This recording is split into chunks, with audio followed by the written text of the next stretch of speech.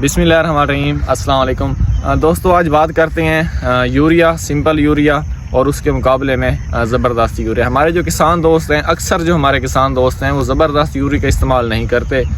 वजह क्या होती है? जब हम लोग उनसे पूछते हैं भी आप लोग यूरिया के मुकाबले में ज़बरदस्त यूरिया इस्तेमाल क्यों नहीं कर पा रहे, तो उनका कहना होता है कि देखिए ये दोनों एक ही चीज़ें हैं और इसमें कुछ मिकदार 1% जिंक की है और इसकी जो प्राइस है वो सादा यूरिया से मीन के 1000-1500 रुपये ज़्यादा है। तो मैं आपको बेसिक फ़र्क बताता हूँ सादा यूरिया, सिंपल यूरिया का और उसके मुकाबले में ज़बरदस्त यूरिया का। जो एक बैग 50 kg का होता है उसमें 46% जो होती है वह नाइट्रोजन होती है, जबकि जो ज़बरदस्त यूरिया है उसमें भी 46% नाइट्रोजन होती है, लेकिन उसके साथ 1% इसमें जिंक भी होती है। जिंक 1% होती है, मीन कि हमारे जो 50 kg का एक बैग है उसमें आधा किलो जिंक होती है। तो अगर आप लोग सादा यूरिया का इस्तेमाल करते हैं और उसके साथ जिंक 1 kg या फिर 2 kg का इस्तेमाल करते हैं तो वो भी आपको 1500 या फिर 2000 रुपये में पड़ जाता है। तो अगर आप लोग कॉस्ट का मुआयना करें तो दोनों बराबर पड़ जाती हैं, बल्कि सादा यूरिया के साथ जिस टाइम जिंक हम लोग इस्तेमाल करते हैं तो वो काफ़ी ज़्यादा पड़ जाता है। जिस टाइम आप लोग सादा यूरिया इस्तेमाल करते हैं, एक तो अगर आप लोग धूप में उसको छटा कर रहे हैं, लगा रहे हैं, तो फिर नाइट्रोजन काफ़ी ज़्यादा मिकदार में उड़ जाती है।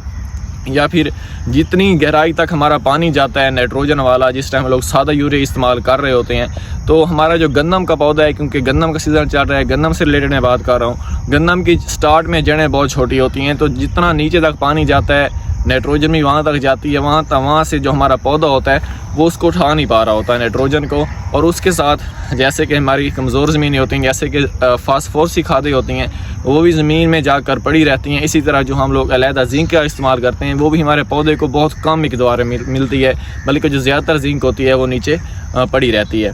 अगर ज़बरदस्त यूरिया की बात करें तो इसके ऊपर जो यूरिया होता है, हमारा सिंपल यूरिया होता है, उसके ऊपर कोटेड किया हुआ होता है, जैसे कि हमारा जिंक होता है, इसको कोटेड किया हुआ होता है हमारे नाइट्रोजन के ऊपर। जो नाइट्रोजन का एक एक छोटा छोटा दाना होता है, सब कोटेड होते हैं, सब के ऊपर मीन के स्प्रे सा किया होता है। वो जहाँ जहाँ पड़ता है, जहाँ जहाँ गिरता है, हमारे पौधे को एक तो नाइट्रोजन के साथ जिंक भी मिल रहा होता है, क्योंकि ये बायो एक्टिव जिंक होता है इसमें, क्योंकि ये बिल्कुल एक्टिव होते हैं। एक तो जिस टाइम इसको हम लोग छटा करते हैं कि नाइट्रोजन जो होता है वो हवा में बहुत कम उड़ता है, उसकी बेसिक वजह क्या होती है? क्योंकि इसके ऊपर कोट किया हुआ होता है जिंक का, और उसके साथ इसकी जो अवेलेबिलिटी है पौधे को लगने की, पौधे को देने की, इसकी अवेलेबिलिटी भी बहुत ही ज़्यादा होती है। तो मेरा आपको मशवरा यही है, अगर आपको कंट्रोल रेट के ऊपर यूरिया मिल रहा है तो फिर तो आपको यूरिया के साथ आप लोग जिंक का इस्तेमाल कर रहे हैं। अगर कंट्रोल रेट से ज़्यादा आपको यूरिया मिल रहा है, 200-300 का फ़र्क है, तो फिर आपको यूरिया के बजाय, सादा यूरिया के बजाय आपको ज़बरदस्त यूरिया की जानिब जाना चाहिए।